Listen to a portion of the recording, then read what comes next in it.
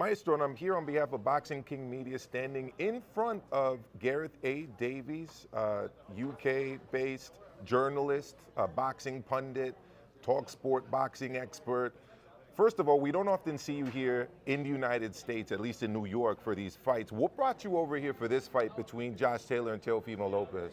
You just said it. Huge fight. Styles make fights. This is a fantastic big fight. What brought me over? I'm working for William Hill on it. I'm working for Top Rank on it. I'm working for the Daily Telegraph on it. And I've been working for Talk Sport on it. And I'm building towards a new show called Fight Club with Gareth and Davies for Boxing Social next week. It'll be out on all the platforms that they run. It's an after-hours fight club, crushed velvet, kind of, kind of a slightly sleazy club with no strippers, I'd call it. So it sounds like maybe certainly at the beginning, anyway. Like a Playboy-themed boxing show, like Hugh Hefner's Beverly Hills Mansion type thing. Boom! You got it, baby. All right. Yeah, but without the babes. Mixing in a little bit of Austin Powers, maybe. Yeah, Groovy, testicles, baby, yeah. wallet, and watch always. Yeah. Right. Yeah, I am here for the big fight. Listen, over the last 30 years, I've probably been in New York for over 50 fights anyway, over that period of time. The reason we come, people like Paco Valcarcel is here, you know. El presidente del doble languages, ¿sí? Sí, lo hacemos en español Lo ahora, podemos ¿no? seguir en español si quieres. Seguir en español. No, why are we here? He's asking why I'm here. This is a huge fight. Styles make fights. It's massive, isn't it? It's a great fight. People have no idea. And this is a pick and fight. Forget about the Vegas or whatever. This is a pick and fight. Anybody can win this fight. And El Mágico, the magic happens at Madison Square Garden, doesn't it? We might get a classic. Unique. You see? What's the closer fight now that I have you here? WBO welterweight champion Terrence Bud Crawford. He's going to be fighting Errol Spence. Are these two fights closer than the other? Wow, that will be great for boxing, for the fans. They will be grateful because we have the best two fights we can have in this summer. But we talked about unifications earlier when we were speaking, the heavyweight division, all those things. We'll Terrence Crawford and Errol Spence should have fought 3 years ago. We've waited too long. They will regret it if they don't fight 2 or 3 times, in my view, because they are both in the top 4 pound for pound.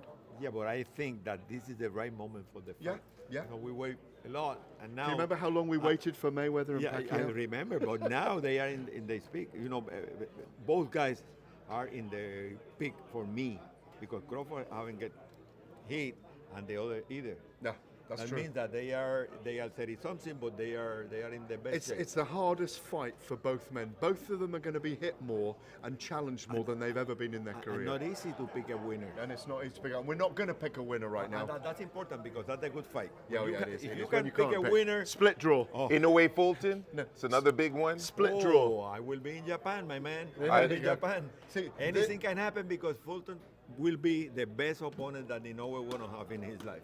His question to me was, why are you here for this fight? We haven't seen you in New York for a while. COVID for one. Yeah. But, you know, I was here on the big night when Anthony Joshua lost to Andy Ruiz was a big night here. Yeah. When Khan lost to Crawford was a big night. There's so many big nights for British boxers here.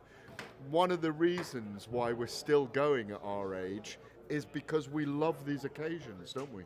That's why we're here. I'm 75, my man. Yep. Okay. And he got a hole in one the other day, by the way. But I made hole Really? In one, Yeah. Hole Where? in one. In Puerto Rico. Oh, Puerto Rico, okay. Puerto Rico, the hole in one. There you go. 190 years, man. I think I make a record or something. I have to check with Guinness. Yeah. Wow. Yeah. So he can't predict the winner for Saturday night, but you surely can, Gareth. They're both winners. Yeah.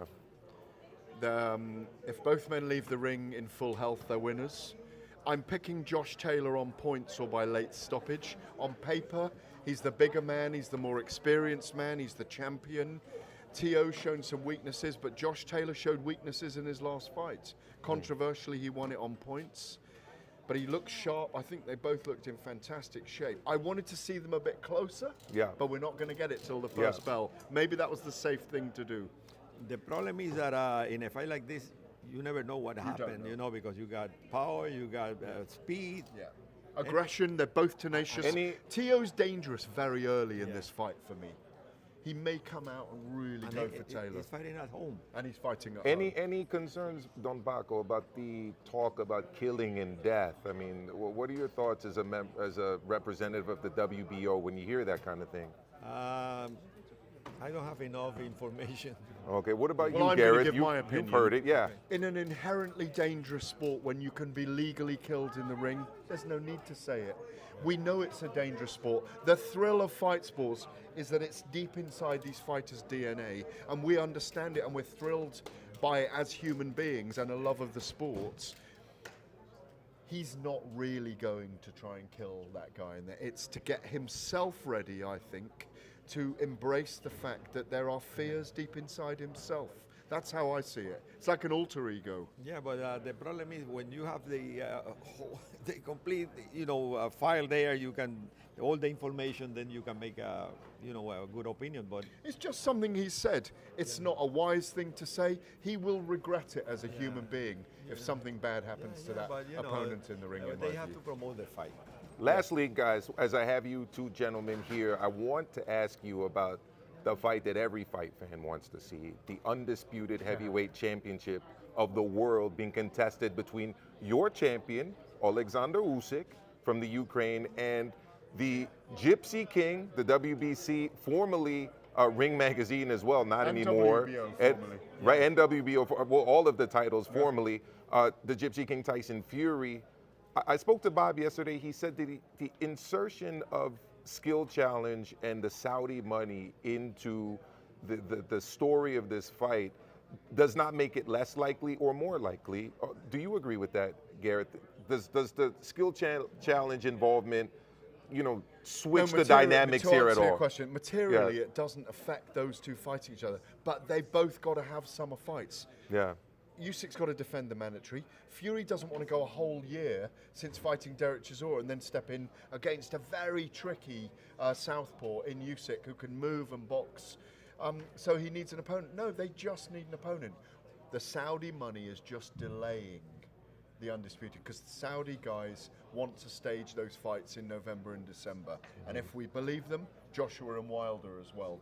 They want them at the right time because they've got the money to do it, so they can dictate those terms. And whatever Paco's answer is, in heavyweight boxing, more than any other division, money, timing, and ego plays a part in all the big fights being made. What Frank Warren and Bob Arum, as you say, Bob, has got to do, find Fury, the right fight for September that tests him. Zhili Zhang was here yesterday. He would have been Yes, he perfect. was. He would have been perfect. But Joe Joyce has activated his rematch clause. They need to find an opponent that tests Fury, and hopefully we get that. Wise fight at move the by end of Joe it. Joyce? That's my view, anyway. Yeah, no, I agree with you, man. Money talks. Heavyweight gonna move, or any fighter, any champion gonna move, and he gonna fight where he can make more money. And thanks God we got the Saudis who got the money to put the show there, but we have to wait for the Saudis. And in the interim, both have to be busy. Was that a wise decision for your former interim champion to exercise that rematch clause? I don't know, but What about you, Gareth? This is the last one from me. If he's doing that, it's because he thinks that he can beat the Chinese again next time, not again. The promoter's honouring his fighter. They could Yeah. have asked him to step aside. But That's what I would have done from the Yeah, but outside, but, I- I'm not doing it. Yeah, so- but I know they want to have They've had the talks. Chinese fighting Fury. Fury. And they Yeah. had talks. Yeah, There's no but- question. Yeah. there. Joy said, no, I want to Yeah, he wants exercise his- my rematch clause, and I'm ready, and I know he will be Yeah, ready. and the promoter was being upstanding with his guy Joe Joyce, but it's not what I would have done. But maybe I'm starting to sound a little like Don King, so it's maybe time for this Absolutely. interview. Don Yeah, Paco, much Don love- Paco, Don- and much Don love there, Gareth. King. Don Paco and Don Gareth. We It's an miss honor. you, Don. We miss you, Don. All right, thank you. It's an honor to be with a guy like this. He's a character, but he's a hero in boxing. He's my hero, one of my heroes in boxing. A legend in the sport. I've known you 30 years, so I mean, I love certainly- Brits. Yeah, no, listen, they love boxing. Yeah. And Cheers, Paco. Yeah, that's it. That's Thank the you thing so about boxing. much. Take care. Take care.